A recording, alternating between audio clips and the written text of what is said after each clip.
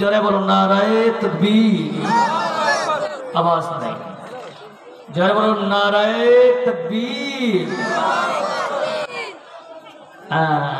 দিল মোরা হয়ে গেছে তো আওয়াজ বের হবে না। কালকে যদি ইলেকশন হতো তাহলে দেখতেন তাহিরি হুজুরকেও হার মানে দিবে এরা। জোরে বলুন নারায়ে তাকবীর। দুই হাত খাড়া করে বলুন নারায়ে তাকবীর। দুই হাত খাড়া করেন, দুই হাত খাড়া করেন। কেন বলছি, আপনাদের আন্ডারস্ট্যান্ডিং যদি না থাকে তাহলে আমিও বলতে পারবো না আপনারা ঘুমিয়ে আছেন না কি আছেন, আমি কি করে বলবো। সবাই দুই হাত খাড়া করেন আল্লাহর মহব্বত। আল্লাহ আমাদের হাতগুলোকে কবুল করে নেন। যারা বলেন নারায়ে তাকবীর। মাশাআল্লাহ, अब थोड़ा शांति मिल रही है।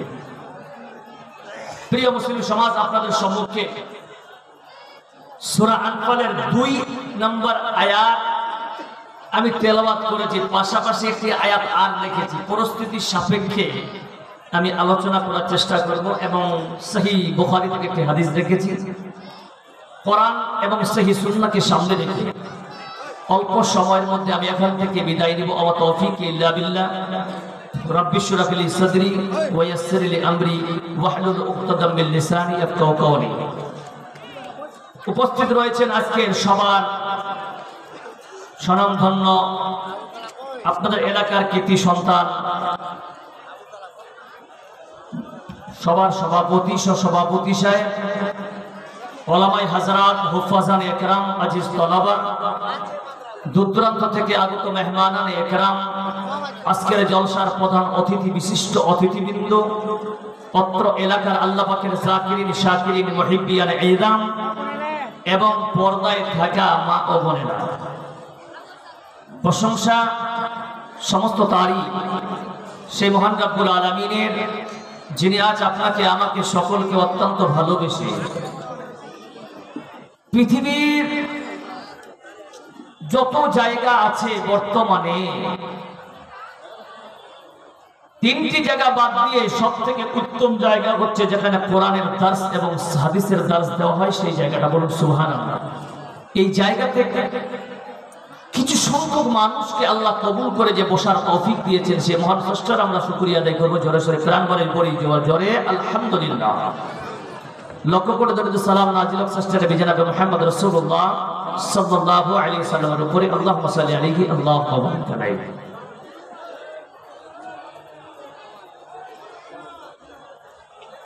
আল্লাহ রাব্বুল আলামিন বলছেন, ইন্নামাল মুমিনুনা আল্লাযীনা ইযা যুকিরাল্লাহু ওয়াজিলাত কুলুবুহুম।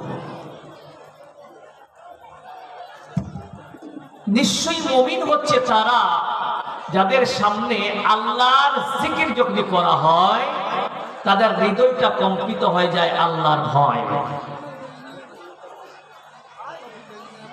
এখানে প্রশ্ন হলো, রে বাবা, আমরা কি ঈমানদার? আমরা কি ঈমানদার না মুসলমান? যে মুসলমান কে কে হাত খাড়া করেন একটা করে, বাস, বাকি সন্দেহের মধ্যে আছেন।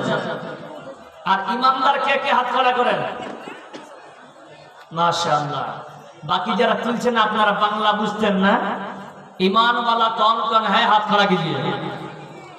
अरे यार यह तो बहुत उर्दू समझने वाला है यार, उर्दू में बयान करे क्या?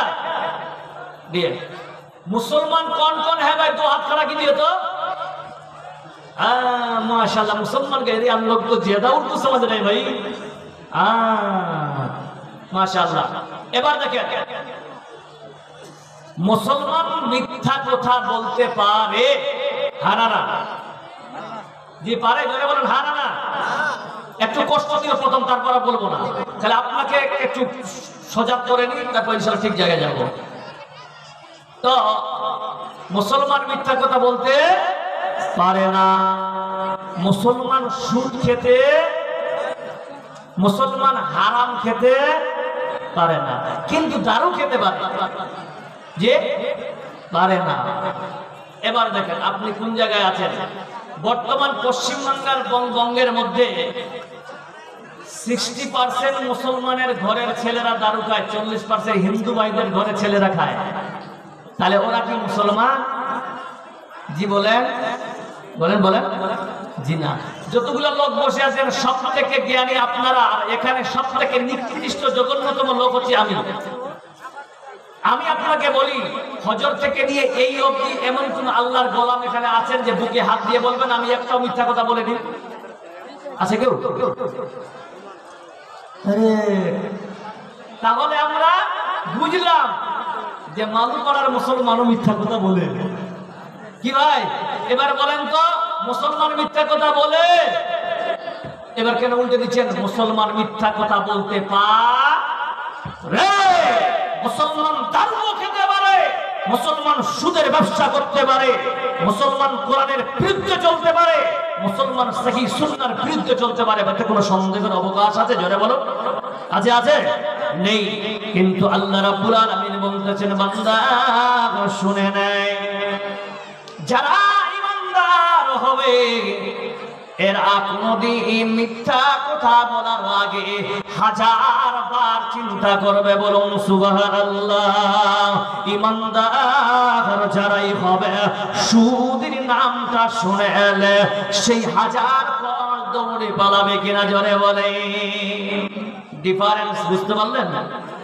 ইসলাম ঈমানদার, ঈমান ছাড়া আমল গ্রহণযোগ্য নয়, এটাই বাস্তব। মুসলমান শুনে নেন, তাহলে ঈমানদার যদি হতে চাও, আল্লাহ রাব্বুল আলামিন কোরআন দিয়ে বোঝাচ্ছেন, ঈমানদার যারা হতে চাও তোমাদের কিছু আমি বৈশিষ্ট্য বলে দিলাম, তোমাদের কিছু সার্টিফিকেট আমি আল্লাহ দিয়ে দিলাম। এই সার্টিফিকেট বান্দা তোমার কাছে যদি থাকে, আমি আল্লাহ বলতেছি তোমার ঠিকানা আমি আল্লাহ জান্নাত করে দিলাম।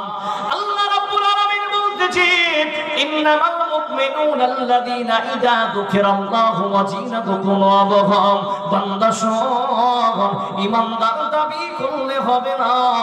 ঈমানদার যদি হতে চাও বান্দা, তাহলে আয় আয় আয় আয়। মুয়াজ্জিন যখন আযান দিবে, মুয়াজ্জিন আযান দিতেছে, হাইয়া আলাস সালাহ,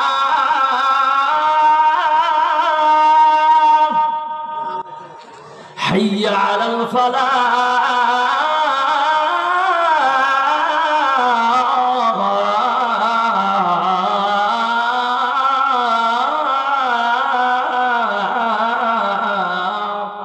নামাজের দিকে আসো, এটা কামিয়াবি।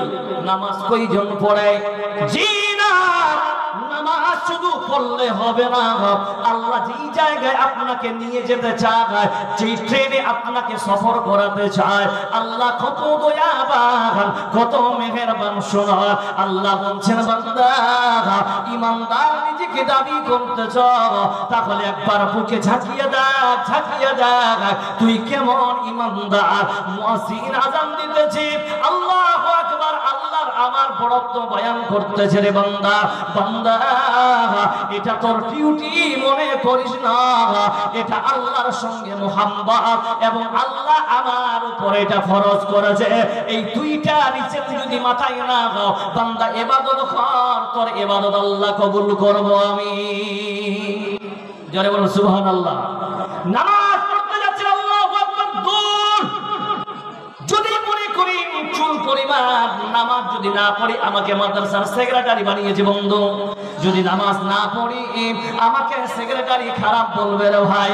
আল্লাহ বলছেন, বান্দা তোর মতন ইবাদতের দরকার নাই, তোর মতন নামাজের দরকার নাই। ওরে মুসলমান জবাব দেন, ও মালুপাড়া এলাকাবাসীরা আপনাকে বলে, এখানে লাখ লাখ হাজার হাজার মানুষ মালদাতে আছে। এই মালদা জেলাকে টার্গেট করে বলি, মালদা দক্ষিণ উত্তর দিনাজপুর বা সঙ্গে মুর্শিদাবাদ তাকে নিয়ে নেন, সব মুসলমান ঈমানদার আজকে যদি ইশারের নামাজ না পড়তাম, আল্লাহর কত লাখ কোটি টাকা ক্ষতি হবে? হবে? ক্ষতি হবে না? আর সবাই যদি আল্লাহর ইবাদত করি বান্দা, আল্লাহর কত কোটি টাকা লাভ হবে বলুন? লাভ লস আছে আল্লাহর কাছে? জি না। তাহলে আল্লাহর লাভ নাই, রসূল এই বান্দা কর, তোর লাভ বান্দা করবি না, ঠিকানা জাহান্নাম। হकीकत से ये दुनिया बेखबर है, दुनिया की खुदायश पर नजर है। শুধু মন্দিরে তাহলে আমরা যে কোনো হুকুম আল্লাহ বলতেছেন বান্দা শোন, শুধু নামাজটা নয়, আমার জিকির, আমার শরণ, আমার হুকুম, আমার ওয়াদার যেখানে পাবা বান্দা আল্লাহর ওয়াদার মনে করে পালন করো, আমি আল্লাহ তোমার আমল নামায় সওয়াব দিয়ে দেব। ওয়াইদা তুলিয়াত আলাইহিম আয়াতুহু, আল্লাহ দ্বিতীয় অপশন বলতেছেন যখন ওই বান্দার সামনে আল্লাহর কোরআনের তেলাওয়াত করা হবে, যাদাতুহুম ঈমানা, বান্দা ওই ঈমানদারের ঈমান বাড়বে। জোরে বলুন সুবহানাল্লাহ। কেমন ঈমান বাড়বে মুসলমান শুনুন। বিসমিল্লাহির রহমানির রহিম, আলিফ লাম মিম। সকলে পড়ুন আমার সঙ্গে মনে মনে, আলিফ লাম মিম, যালিকাল কিতাবু লা রাইবা ফি হুদাল লিল মুত্তাকিন। এতটুকু পড়লেন। সূরা বাকারা থেকে নিয়ে সূরা নাস পর্যন্ত পড়লেন। এটাকে তেলাওয়াত বলা হয়। জি না, জি না, আল্লাহ যে এখানে তেলাওয়াতের উদ্দেশ্য বান্দাকে বোঝাতে চাইছেন, বান্দা শোন শোন। ওয়া ইদা তুলিয়াত আলাইহিম, একটা হাফিজে কোরআন যদি হয় 24 ঘন্টার মধ্যে সে যদি 6 ঘন্টা তেলাওয়াত করে বান্দা সওয়াব পাবে, কিন্তু ঈমান বৃদ্ধি হবে না। বলুন সুবহানাল্লাহ। যদি ঈমান বৃদ্ধি করতে চাও বান্দা তাহলে আয় আল্লাহ বলছেন ওয়া ইদা তুলিয়াত আলাইহিম আয়াতুহু, এখানে তুলিয়াত শব্দের অর্থ হলো বান্দা আমার হুকুম, আমার ওয়াদার ফলো কর। আমি আল্লাহ বলতেছি ওয়া মা আতাকুমুর রাসূলু ফাখুযুহু ওয়া মা নাহাকুম আনহু ফান্তাহু।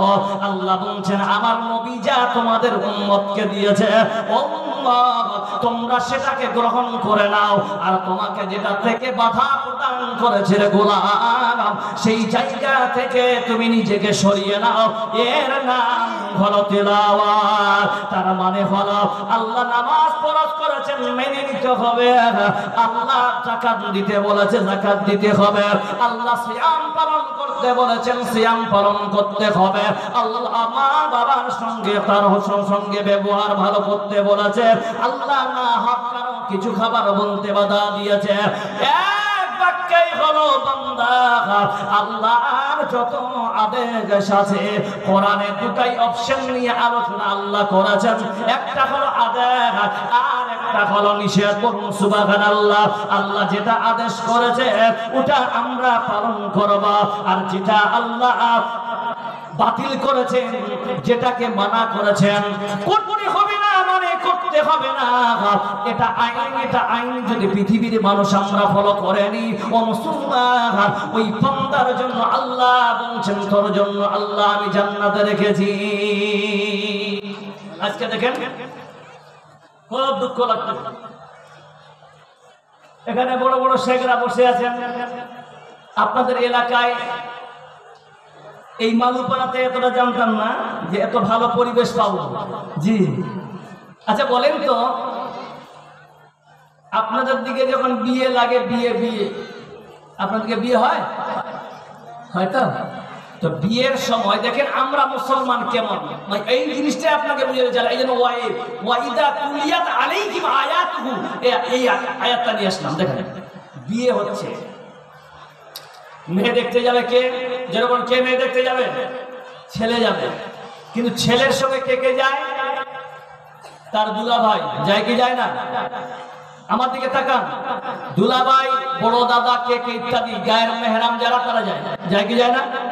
আচ্ছা আপনারা বলুন তো, শরীয়ত বলতেছে একটা ছেলে যদি একটা মেয়েকে দেখতে যেতে পারে, হ্যাঁ তার গল্প করতে পারে, কোনো নিষেধাজ্ঞা নেই, কিন্তু তার সঙ্গে তার দুলাভাই যাবে, এটা শরীয়ত মেনে নেয় না, সাপোর্ট করে না। বলুন সুবহানাল্লাহ।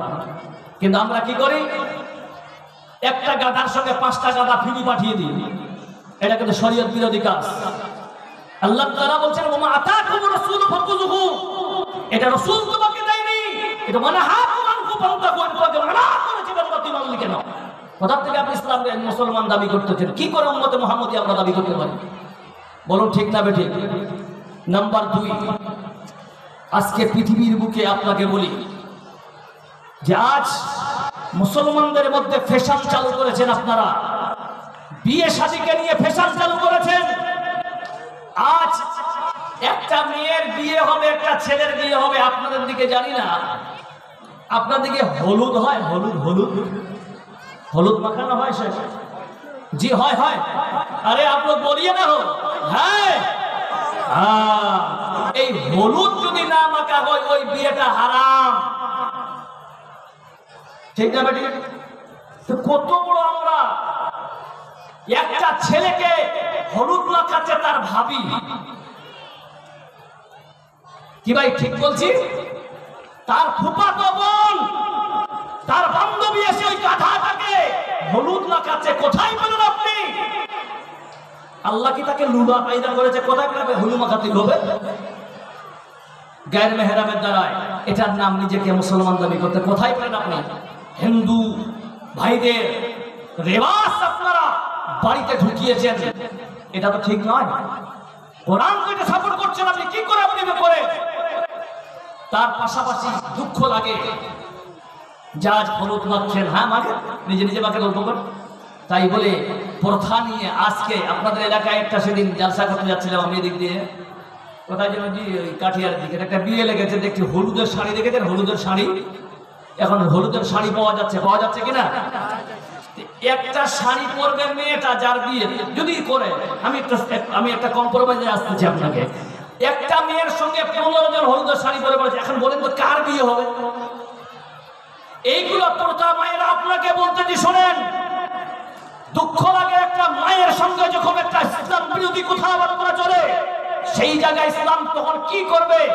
আজকে জায়গায় জায়গায় আজ মুসলমান আপনি আমি সবাই ভারতের মাটিতে আমরা চিৎকার করে বলি আল্লাহ আমাদের বাঁচিয়ে নাও। আল্লাহ বাঁচাবে কি করে? আল্লাহর কাজ যেটা আপনারা করছেন না সঠিক পদ্ধতিতে, এই জন্য আমাদের অবস্থা তাই বলুন, ঠিক না বেঠিক? সুধী মণ্ডলী, ইমান যদি বাঁচাতে চান তাহলে আসুন মনে মনে ভাবতেছেন আহারে কেমন হবে মারে শোনেন, আপনার মতো একজন ফেরাউনের স্ত্রী আসিয়া ছিলেন, আর ফেরাউনের একটা বান্দি ছিলেন, তার নাম হলো উম্মে সীতা। বন্ধু, আজকে আপনার বোন আমার বোন, আপনার মা আমার মা, তারা রাস্তায় রাস্তায় নিজের ঈমান বিলীন করে দিতেছে, কিন্তু আপনি দাঁড়িয়ে থাকার পর আপনি প্রতিবাদ করেন না। দেখেন ভাই, ইমানটা এমন একটা অমূল্য সম্পদ। সারা জীবন বান্দা নামাজ পড়ে নেবেন, কিন্তু ঈমান যদি হারিয়ে যায়, আপনি বেঈমানের অবস্থায় যদি মারা যান বান্দা, তাহলে আল্লাহ কিয়ামতের দিন যতই ইবাদত করেন না কেন, বেঈমানের হালাতে মরার কারণে আল্লাহ আপনার ঠিকানা জাহান্নামে দিবে। মুসলমান আসেন, ওই উম্মে সীতা একবার আল্লাহর নবী বলতেছেন, বুখারী শরীফের হাদিস, উম্মে সীতা ফেরাউনের বান্দি, কোন কোন সময় ভালোবেসে ফেরাউন তাকে মেয়ে বলে ডাকতেন। ফেরাউন তার বান্দি একদিন ঘরের ভিতরে শুয়ে আছেন, হঠাৎ করে গোসল করার পর মাথায় চিরুনি করবে, যখন চিরুনি শুরু করেছে ওই বান্দি আল্লাহর নাম নিয়ে চিরুনি করেছে, বলছে বিসমিল্লাহ বলে চিরুনি শুরু করে দিয়েছে। মুসলমান, যেই জায়গায় তিনি থাকতেন ওই সীতা, ওই সময় ফেরাউন নিজেকে খোদা বলে দাবি করেছিল। ওই খোদা বলার কারণে ওখানকার আরো অন্যান্য বান্দিরা বলছেন, ওরে বোন, তুমি কি ফেরাউনের নাম নিয়ে চিরুনি করতে পারবে না? ওই সীতা বলতে যেন শুনে নাও, তোমার কথা আমি মানতে রাজি না, কারণ হলো যে আল্লাহর উপর ঈমান এনেছে, ওই আল্লাহর প্রতি ঈমান এনেছি, যেই ঈমান আনার কারণে আমার মনের গহীনের ভিতরে ঈমানের সম্পদ ঢুকে গেছে। ওরে বান্দি শোন, তুমি ফেরাউনকে বলে দাও সে যদি আমাকে হত্যা করে আমার কোনো আপত্তি নাই, কিন্তু ঈমান সম্পদ আমি হারাতে রাজি নাই। জোরে বলুন নারে তাকবীর। শুধু মণ্ডলী উম্মে শিখা এবার ওর যে ব্যাপারে অভিযোগ ফেরাউনের কাছে পৌঁছে গেল। পৌঁছে যাবার পর ফেরাউন রেগে রাগান্বিত হয়ে বলছে, ওরে উম্মে শিখা বেটি আয় বেটি, শুনলাম তুমি নাকি আমাকে বাদ দিয়ে এক আল্লাহর তুমি নাম নিয়েছো বলে। হ্যাঁ, এতে কোনো সন্দেহ নাই। ও বান্দি উম্মে শিখা বলছেন কি? বলছেন এখনো সময় আছে, তুমি তাড়াতাড়ি করে তুমি পুনরায় আমার নাম নিয়ে তুমি চূড়ানি করো। ওই এক আল্লাহর মুসা এবং আল্লাহর উপর ঈমান রাখা চলবে না। ফেরাউনের কথা শুনে উম্মে শিখা বলছেন, ওগো ফেরাউন শুনে নাও, তুমি নিজেকে খোদা বলে দাবি করতে পারো, কিন্তু আমি আল্লাহর উপরে ঈমান এনেছি। ওই আল্লাহর উপরে ঈমান আনার জন্য যেই ঈমানের লাজ্জাত যে মিঠা আমার ভিতরে হৃদয়ের ভিতরে ঢুকে গেছে, ফেরাউন ওটা বের করা সম্ভব নয়। ফেরাউন বলছে, তোমাকে চান্স দিলাম, তুমি যদি আবার আমার নাম নিয়ে আল্লাহকে বাদ দিয়ে আমাকে তুমি প্রভু খোদা বলে মেনে নাও, তোমাকে আমি জীবন দান দিয়ে দেব। ওই উম্মে শিখা বলছেন, ও ফেরাউন কি করবে বলো? বলছেন তোমাকে হত্যা করব। বলছেন আমি রাজি আছি। বলছে কেমন আপনি হত্যা করবেন আমার জানা আছে। আম্মা আসিয়াকে আপনি হত্যা করে মেরেছেন। শুনে নেন মুসলমান, ফেরাউন রেগে রাগান্বিত হয় বড় একটা হান্ডি নিয়ে আসলেন, বিশাল বড় হান্ডি নিয়ে আসলেন। আর কর্মচারীদেরকে বললেন, এই হান্ডিটাতে পুরা ঘি তোমরা ঢালে, এই হান্ডিটার ঘিটাকে তোমরা টকবক করে গরম করো। এই গরম যখন ফ্রাই হতে লেগেছে রে ভাই, আপনাদের দিকে যেমন দেখেন পেঁয়াজি যখন ভাজে তখন দেখবেন টকবক টকবক করে কি করে না তেলগুলো, সেই রকম হয়ে গেছে তৈরি। এবার ফেরাউন বলছেন, উম্মে শিখা শুনে নাও, এই দেখো গরম তেল হচ্ছে, এই তেলের ভিতরে তোমাকে আমি ঢেলে মেরে ফেলবো। বন্ধুরে আমার, এই জায়গায় আপনাকে আমাকে বলার উদ্দেশ্য হলো এই ওয়াকিয়াটার একটা পয়েন্ট নিয়ে আপনাকে বোঝাতে চাই। মায়েরা, আজকে আপনার বাড়িতে লোকরা লন শুরু হয়েছে, আপনার স্ত্রী বা বন্ধন লন খাচ্ছে কিনা জোরে বলেন। মুসলমান, নিজেকে আপনি হারাম রূপে দেখছেন, এই জন্য আল্লাহর নবী জনাবে মুহাম্মদ রাসূলুল্লাহ সাল্লাল্লাহু আলাইহি ওয়াসাল্লাম বুখারীতে হাদিসটা নিয়ে এসেছেন। বন্ধু বলছে, আমার উম্মতিরা এমন একটা সময় আসবে হারামটাকে হালাল ভেবে তারা খাবে। আজ আপনার স্ত্রী অপিন বন্ধন লন্তাজরে বাবা ও মালুপাড়া এলাকাবাসীর লোক আপনাকে প্রশ্ন করে, আপনাদের কোন স্ত্রী ডগরালন করে, কে গ্রুপ করা, কে বন্ধন করে কোটি টাকা কামিয়ে আপনাকে ফ্লাইট বাড়ি করে দিয়েছে, আমি তার গোলামি করতে রাজি আছি। জোরে বলুন ঠিক না বেঠি? তার মানে আল্লাহ বলতেছেন হারাম হারাম হয়। আপনাদের এলাকায় অনেককে দেখবেন হঠাৎ করে কোটিপতি হয়ে গেল, আবার কয়েক বছরের ব্যবধানে সে আবার নিজের স্থানে ফিরে আসছে। বলুন ঠিক না বেঠি? কারণ আল্লাহ বলছেন, হারাম কামাই দুনিয়ার নজরে বেশি হতে পারে, আমি আল্লাহর নজরে হারামের কামাইয়ের কোনো দাম নাই। আল্লাহ রাব্বুল আলামিন এই জন্য বলতেছেন, ইয়া আইয়ুহাল্লাযীনা আমানু কুলু মিন তাইয়্যিবাতিন মা রাযাকনাকুম ওয়া আশকুরু লিল্লাহি ইন কুনতুম ইয়্যাহু তা'বুদুন। শুধু এই আয়াতটাকে এই জায়গায় রাখো মায়েরা, এবার আসেন উম্মে সীতাকে বান্দা হলো, বলছেন বেটি রে এখন সময় আছে, তুমি ঈমান থেকে ফিরে নিজের ঈমান থেকে ফিরে আসো, তুমি আমাকে আল খোদা বলে দাবি করে নাও, এখনো তোমাকে আমি জীবন দান দিয়ে দেব। সেই উম্মে সীতা বলতেছি, ও ফিরাউন শোনো, আমি বুঝে গেছি তুমি আমাকে মেরে ফেলবে, এই গরম কড়াই তো দূরের কথা, এর থেকে ভয়ানক সাজা তুমি যদি আমাকে দিয়ে দাও, আল্লাহর কসম করে বলতেছি ঈমান ছাড়তে আমি রাজি না। জোরে সরে বলুন নারায়ে তাকবীর।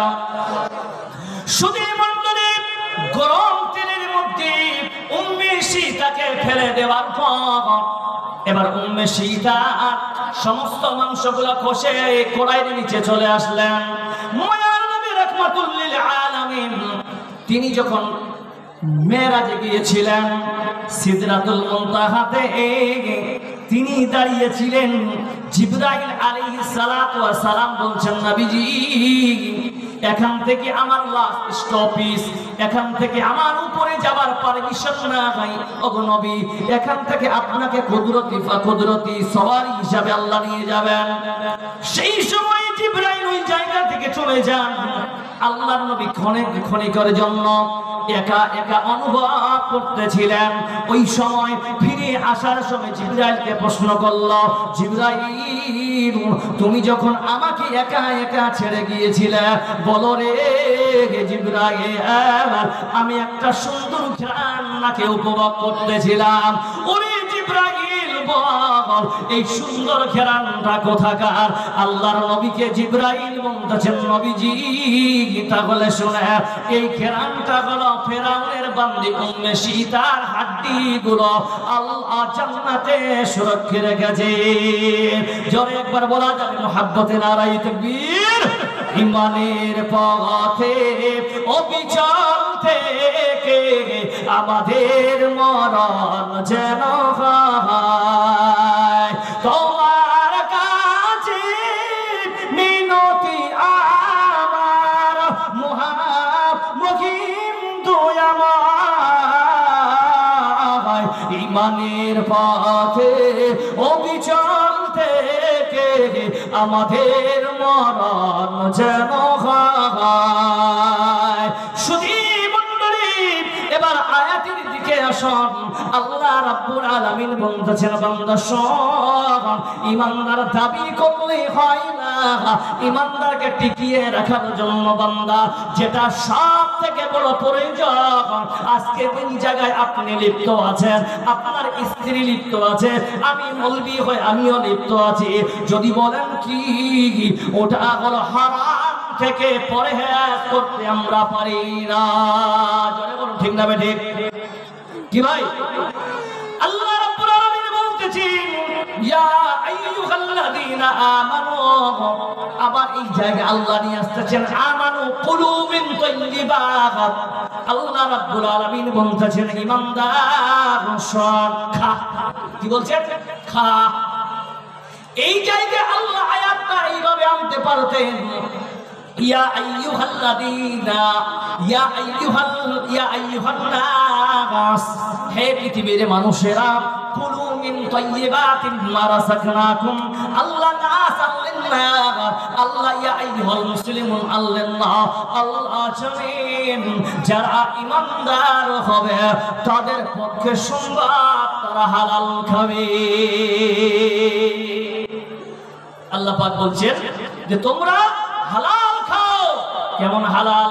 আল্লাহ এই জায়গায় হালাল করার কথা কেন আনলেন একটা উদাহরণ দিলে বুঝতে পারবেন। আজকে জালসা মালু পড়ায়, রুদওয়ান একটা গায়ের মুসলিম মুসলমান হয়েছে, আমরা সকলে জানতে পারলাম।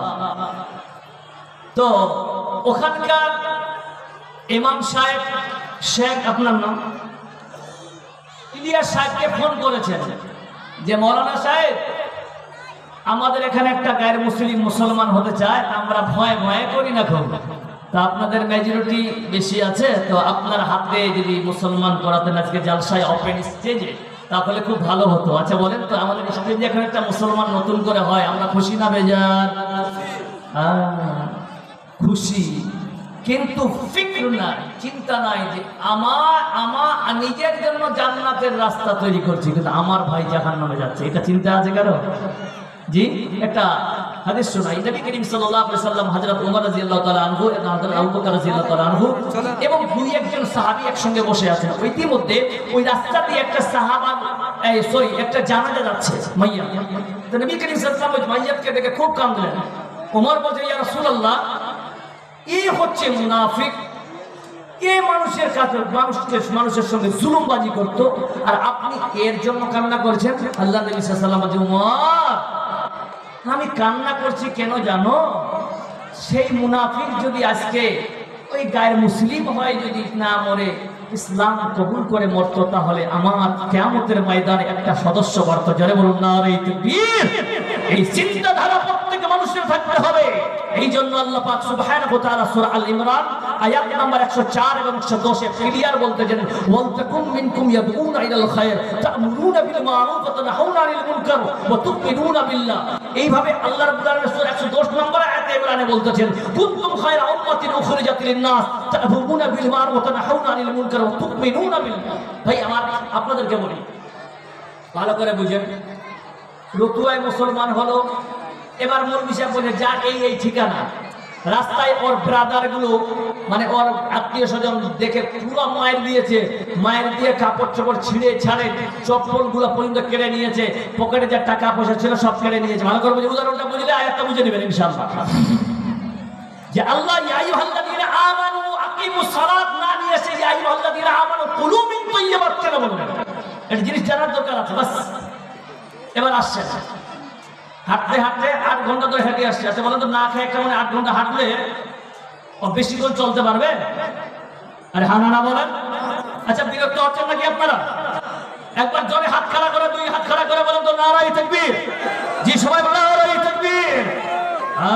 খাবে গফলত মে সোয়ে হুয়ে মুমিনো, খাবে গফলত মে সোয়ে হুয়ে मुमिनो, ऐशो इशरत दिखाने से क्या फायदा, आंखों खोलो उठो याद रब को करो, उम्र यूं ही गवाने से क्या फायदा, क्यों अपने रब को जमाने में भूलाए तू, और ताकत के बोते पे फूलागी तो, जब जवानी ढलेगी तो पछताएगा, जब जवानी ढलेगी तो पछताएगा, ऐसे रोने रुलाने से क्या फायदा। भाई অনেক ছেলেকে দেখলাম মাথায় কলম করে ঘুরে বেড়াচ্ছে, ঠিক না বেটি? যে চুল পেকেছে ওই চুল আর আসবে বিপদে? জওয়ানি মে যৌবন অবস্থায় যদি ইবাদত করেন, ওর ইবাদতের মজাই আলাদা। বলুন সুবহানাল্লাহ। হ্যাঁ, এবার আসছে রতুয়া থেকে কে? ওই ভাই আপনার এখানে পৌঁছানো ঠিক সকাল 11:30টার সময়। আমাদের মৌলভী সাহেব প্রচুর খুশি, আপনারা প্রচুর ভিড় লাগিয়েছেন, আমাদের আজকে নতুন সদস্য জয়েন করবে, তাই না? কলমা পড়ানো হলো, কাপড় পরিধান করানো হলো, গোসল করানো, এভরিথিং যেটা করার সব করা হয়েছে। এবার মুয়াজ্জিন আযান দিতেছে, চল নামাজ পড়তে যেতে হবে। 25 বছর বয়স যদি হয় ছেলেটা, তাহলে নামাজ পড়তে আছে কিনা? ইমান আনার সঙ্গে সঙ্গে মৌলভী সাহেব নামাজ পড়তে নাকি? আচ্ছা বলেন, নামাজ শুরু করে দিয়েছে মৌলভী সাহেব। আল্লাহ শুকরিয়া আদায় করতেছি, আল্লাহ তুমি আমার হাতে হাতে হাত রেখে আল্লাহ একটা গায়ের মুসলিমকে মুসলমান বানিয়েছো। আল্লাহ মনে মনে ভাবতেছেন 10 মিনিটের জায়গায় নামাজটা 15 মিনিট করে দিয়েছেন।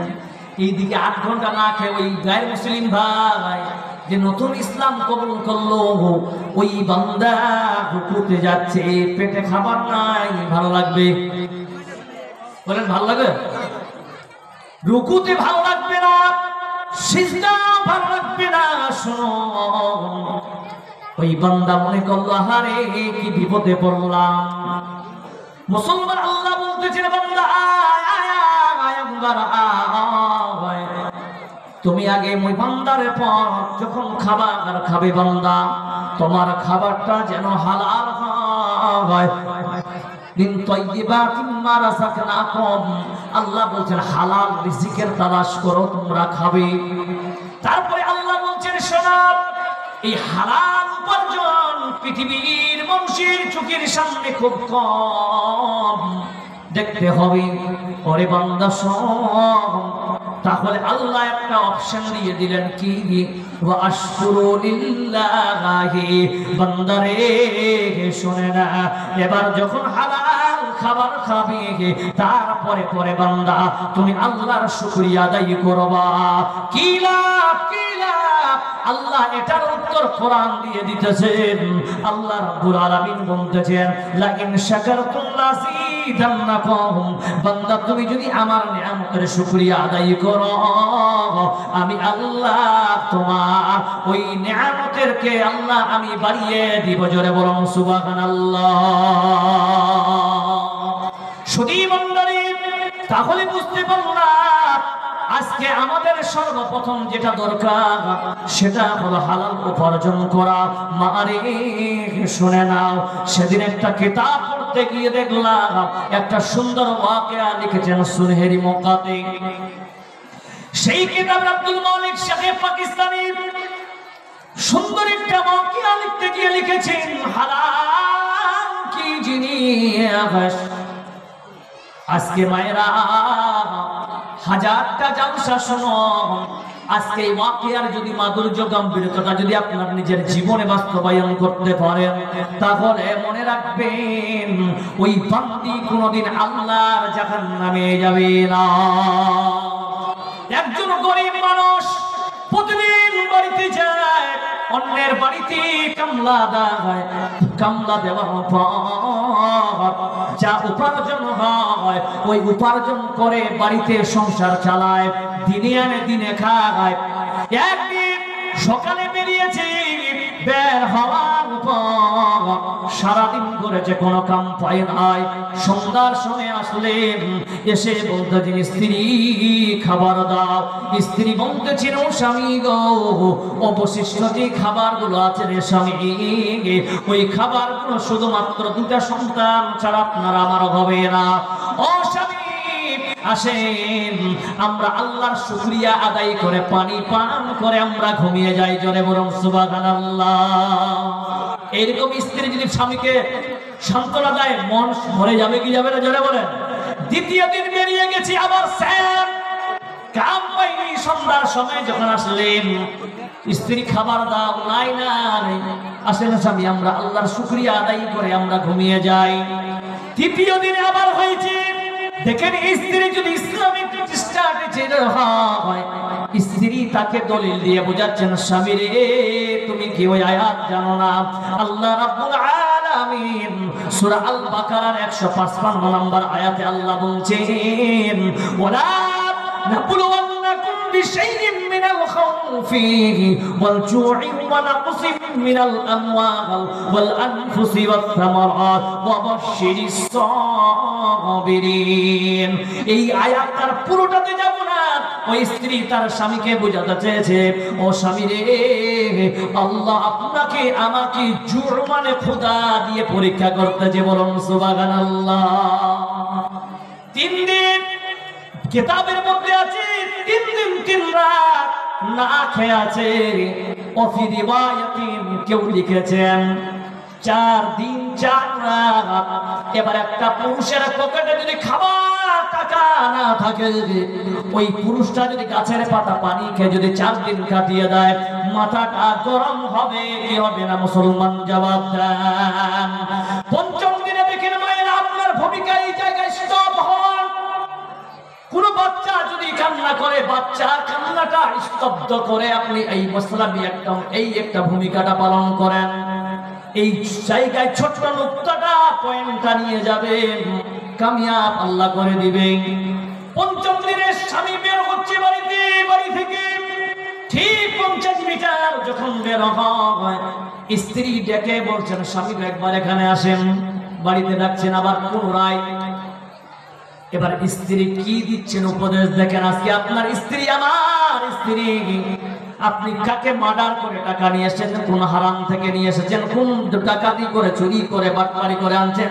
স্ত্রী বলছেন টাকা লাগবে, এতে যদি কিছু হয়ে যাক আমার দেখার নাই, আমার স্বপ্নগুলো পূরণ করতে হবে। বলুন ঠিক না বেঠিক?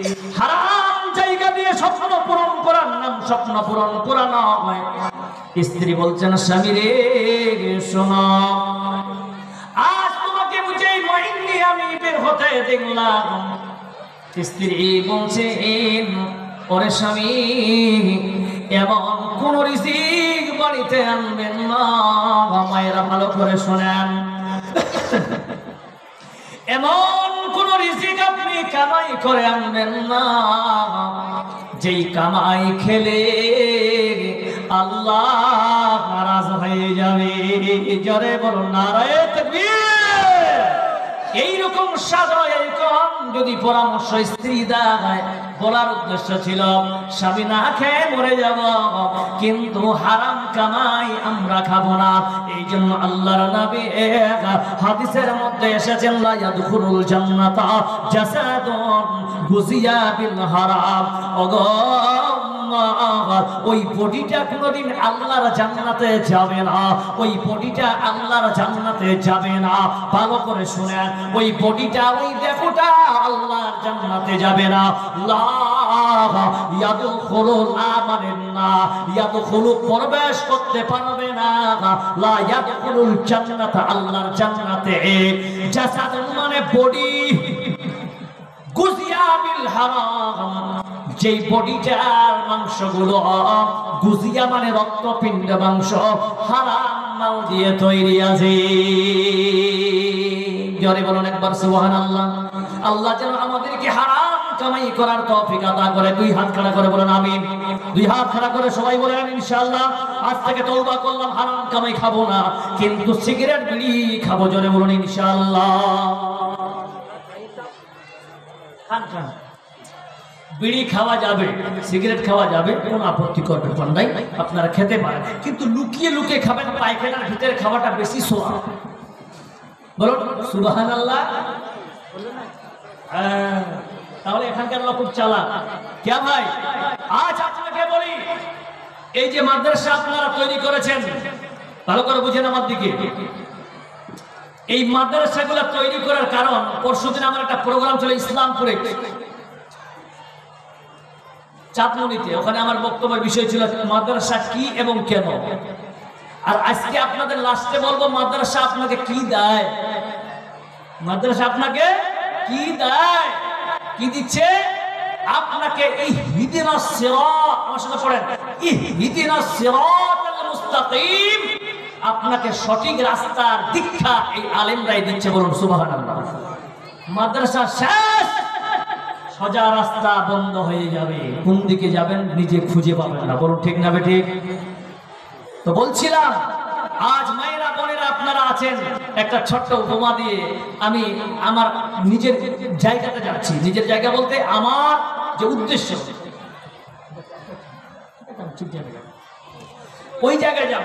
আগে বলে দিই, সবাই হাত খাড়া করেছেন আলহামদুলিল্লাহ। আমি আজকে মা বোনদেরকে নিয়ে বলি যে আজ স্বামী এবং স্ত্রী কিছু কিছু জিনিস আজকে সবাই খুব সংকীর্ণ, খুবই সংকীর্ণ। কারণ আমাকে প্রোগ্রাম করে এই মুহূর্তে আমাকে আবার ট্রেন ধরে কালকে 24 পরগনায় যেতে হবে।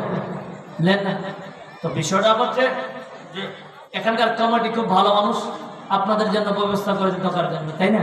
এবার আপনাদেরকে বলি বাবা, যে আপনারা সকলেই যেমন হারাম থেকে পরিত্রাণ বা আমরা হালাল উপার্জন করে খাবার করার মানসিকতা নিয়ে আপনারা হাত তুললেন, আল্লাহ যেন আমাদের হাতকে কবুল করে। অনুরূপ আপনার সব থেকে বড় অভিযান চলবে এই সময়। সব থেকে বড় অভিযান হচ্ছে আপনারা প্রতিটা গ্রামে টিম তৈরি করবেন। টিম বুঝেন? টিম, ইসলামিক টিম তৈরি হবে। এই ইসলামিক টিম যখন তৈরি হবে, এই ইসলামিক টিম আপনাকে সঠিক জায়গাটা নির্ণয় করে দিবে যে বাবা, আচ্ছা বিড়ি যদি না খাই, আমি সেদিন জালসা করতে আমাকে প্রশ্ন করছে, বলি সাহেব বিড়ি তো খাওয়া যায়, দারু আর বিড়ি সমান? আচ্ছা বলেন দুটা কি সমান, দারু এবং বিড়ি কিনা? তাহলে এটাকে আপনি কুল্ল মুস্কিরিন হারাম, মুস্কির মানে হচ্ছে যেগুলা নেশাবার জিনিস সেগুলা হারাম। তাহলে বিড়িটা তো আর নেশা করে না, আচ্ছা তাই নাকি? তাহলে এর ব্যাপারে হাদিস নিয়ে নাও। বলে কি হাদিস? আন আয়েশা রাদিয়াল্লাহু তাআলা আনহা قال قالت قال رسول الله صلى الله عليه وسلم হে মুসলমান যুবক তোমাদেরকে বলি যারা আজ সমাজে মসজিদ তৈরি করে যে আযান দিচ্ছে মমতার মুয়াজ্জিনরা, বলো ঠিক না বেঠিক? দিচ্ছে কি দিচ্ছে না? আযান না দিলে ওই সমস্ত মুয়াজ্জিন আযান দিতেছে যাদের নিয়ত ভালো নাই, ওরা বিড়ি খায়, দারু খায়, গুটখা খেয়ে তারা আযান দিতে যাচ্ছে, ওই আযানের সারা মুসলমান দিবে? কোনো দিবে?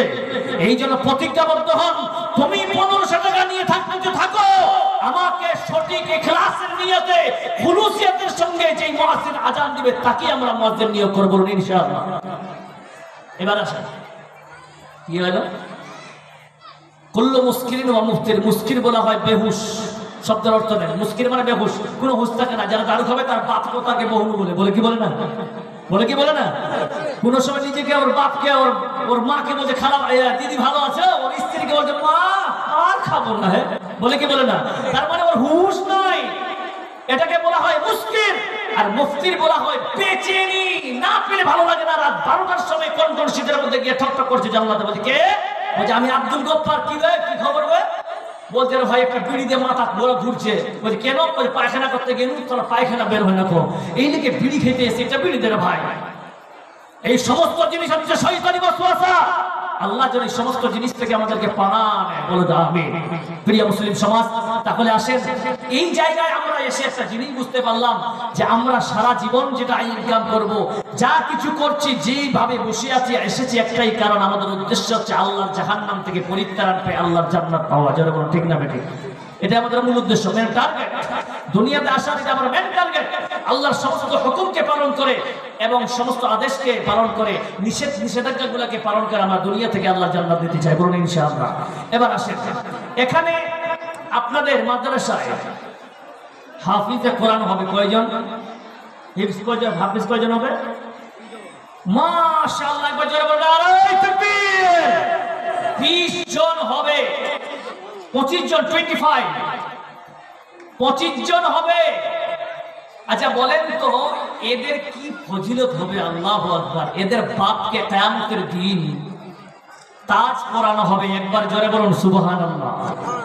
তাজ পরানো হবে। আর এই বাচ্চাদেরকে কি করা হবে? যে বান্দা, ও হাফিজে কোরআন, তুই তেলাওয়াত করতে থাক, তোর তেলাওয়াত যেখানে শেষ হবে তোর জান্নাতের ঠিকানা সেই জায়গায়। জোরে বলুন সুবহানাল্লাহ। ফি কিরারিম বারারা, কোরআনে এসে ফি কিরারিম বারারা তাফসীর দেখেন অবাক হয়ে যাবেন। লিখেছেন যে সমস্ত হাফিজে কোরআন হিফজ করেছে এবং আমল করেছে, কাল কিয়ামতের দিন আল্লাহ তাদের লাইন রহমতের ফেরেশতার কাতারে তারা দাঁড়িয়ে থাকবে। জোরে বলুন সুবহানাল্লাহ।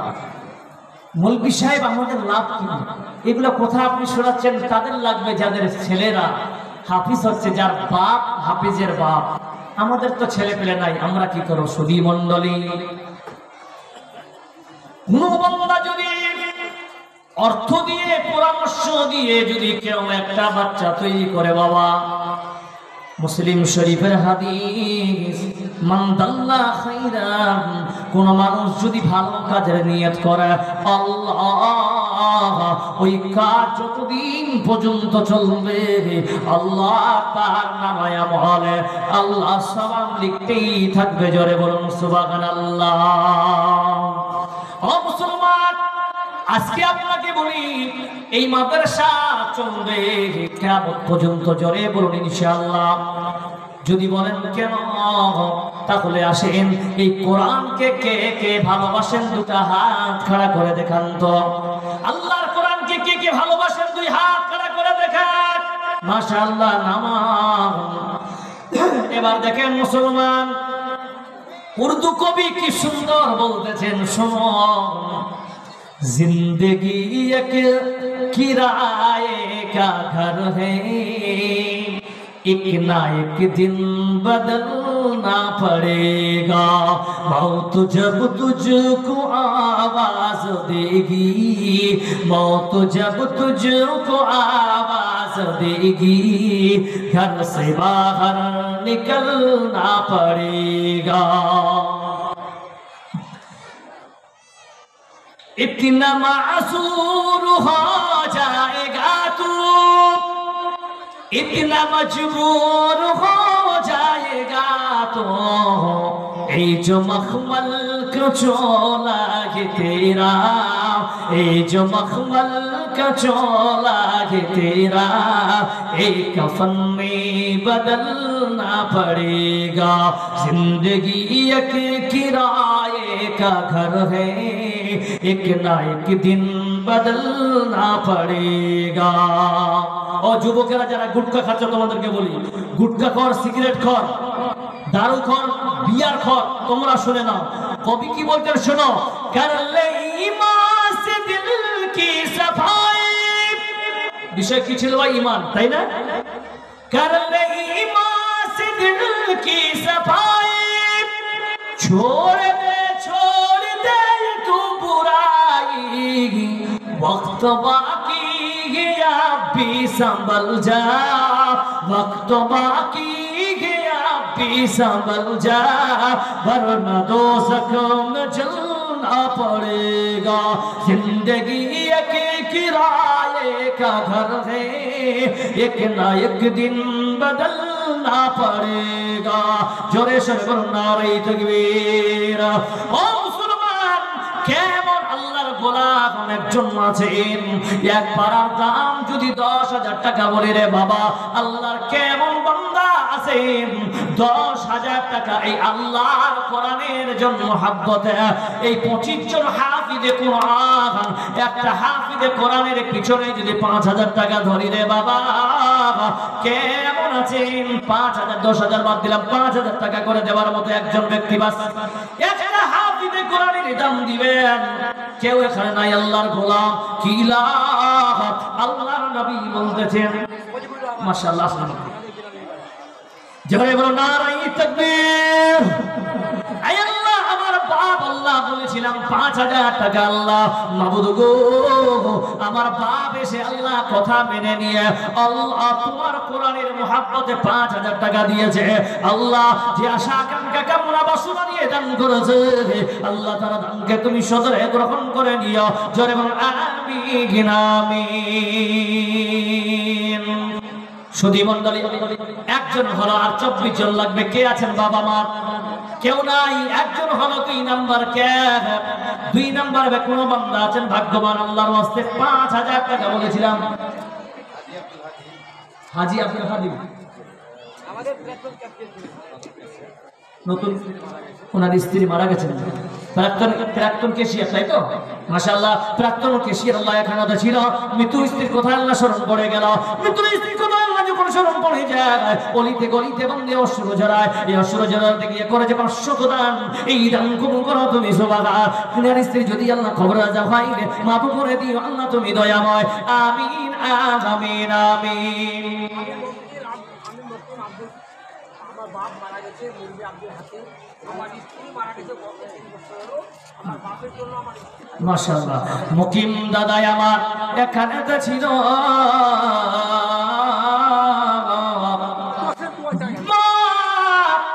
আমার মুকিম দাদা আল্লাহ 2,000 টাকা দান করেছে আল্লাহ মৃত্যু বাবার জন্য এবং মৃত্যু মা স্ত্রীর জন্য।